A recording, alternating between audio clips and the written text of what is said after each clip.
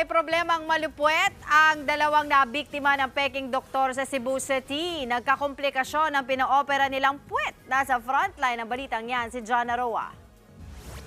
Ang Christmas wish ni Kathlia at Nan, magkaroon ng matambok na puwet. Na-achieve naman, yun nga lang, hindi maganda. Tumambok lang kasi dahil namaga. Nagka-impeksyon pa. Nagpa-opera sila sa isa pa lang, peking doktor sa Cebu City. O Diyos ko, patay na talaga ako nito. Ang lifestyle ko di na maibabalik. Nagsisisi talaga ako.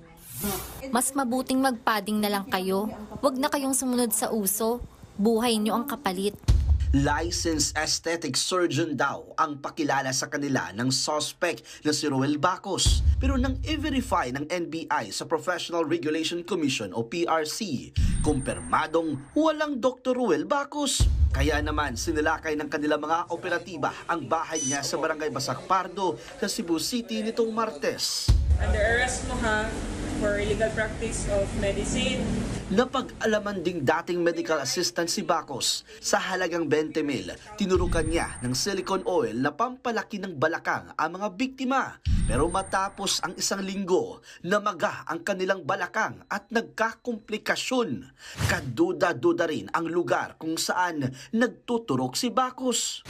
When you conduct surgeries, operations in hotel rooms and at hospitals or clinics, that shows that the practice is illegal.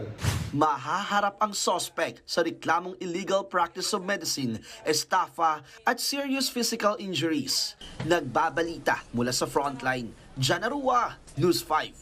Mga kapatid, Dimples Romana po, kumpletuhin ang inyong umaga ng mga kwentong puno ng inspirasyon. Salubungin po ang bawat araw ng may ngiti at pag-asa. Kaya't mag-subscribe na po at mag-follow na sa aming social media pages ng News 5.